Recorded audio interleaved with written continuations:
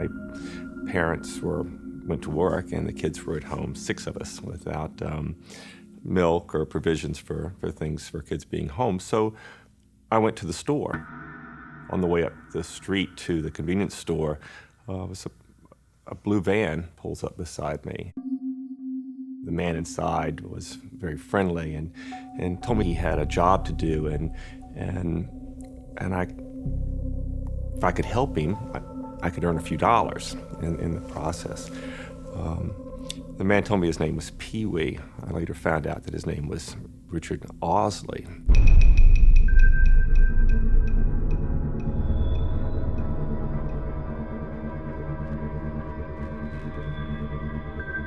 Every kid is warned about strangers. Don't get into cars with strangers. Be wary of strangers. But growing up out in the country, anyone in your neighborhood was a friend.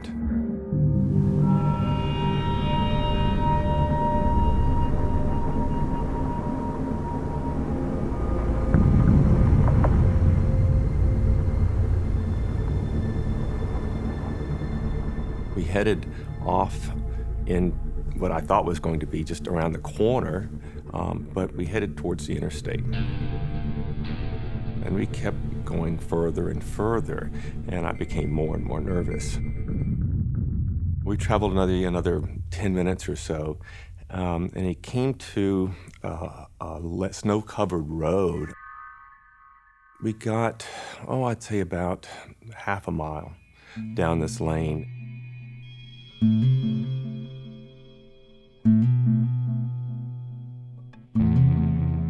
We came to a clearing, and he stops, and he points to a hill, just a little raised area.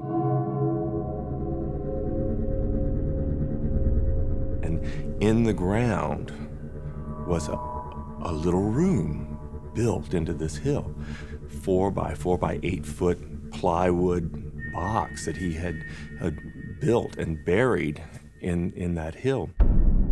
Osley got down into the box, and I handed him the groceries.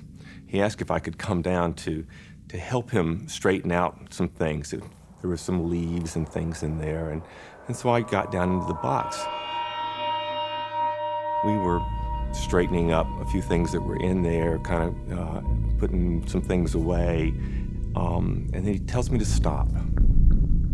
And then he looks me straight in the eye and he says, "I've got bad news for you. You've just been kidnapped." My blood ran cold. I became filled with fear. It was this feeling you get like when you've been caught in a lie almost. It was just this overcome with fear and adrenaline, and you start to sweat, and all I could think of was getting out of that box. I told him that I knew karate, and to try and make him as scared of me as I was of him, and he said, "Oh, you're scaring me," and then he jumped me and attacked me and pulled me to him. Within 10 minutes, I was stripped naked and raped for the first of 4 times that day.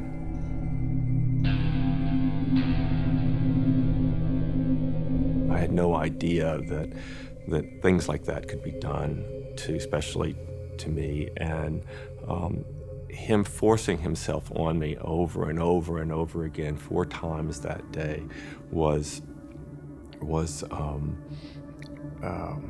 humiliating.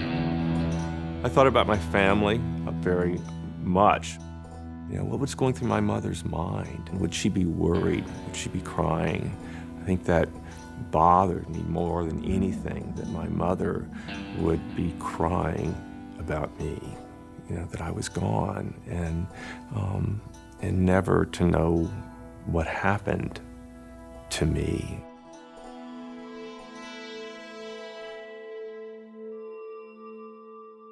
We would go out at night, and it was much like a camping trip. We would set fires and cook our meals, and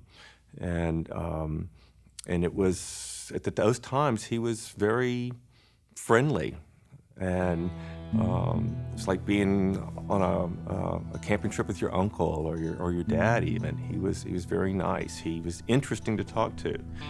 He had a lot of knowledge about carpentry in the woods, about Boy Scouts. He didn't usually want to rape me or have any sexual relations with me outside of the box. So being outside of the box was very, very important to me to get out.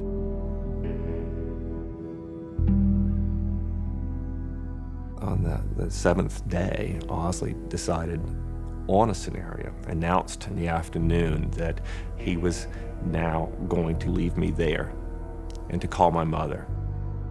I was, extremely happy that this was going to happen and very confident that he was going to follow through with it. Right before he was going to leave, he looked me in the eye and said, "I've got to have that one more time." He raped me for the last time and then put a chain around my ankle, fastening it with a lock, gathered his things, and left. I woke the next morning and I started to hear an engine and gears shifting. And I thought, that's my mother. My mother is here to come to get me, to rescue me, to take me home. I became so excited I could just stretch out with my leg behind me. I could reach up and open the top of the box and got my head just above the edge. And what I saw were two pickup trucks coming through the woods and just entering into the clearing.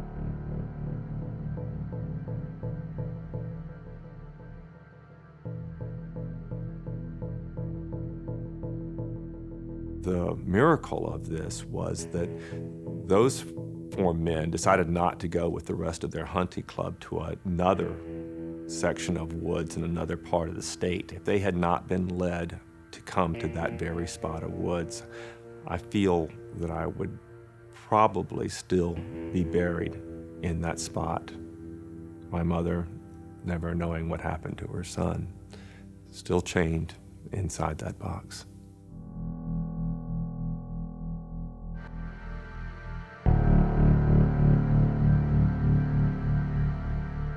The trial really is sort of blurry to me almost.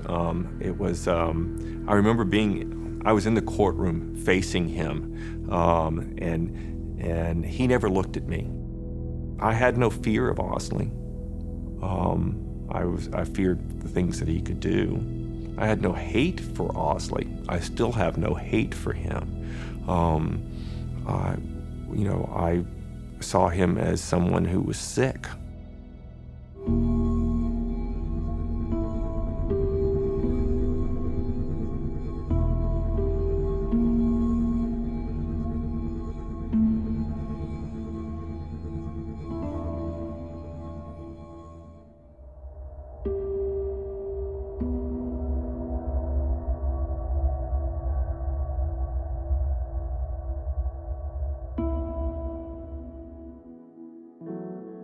I survived because God gave me the peace to be able to keep my mind, my wits about me.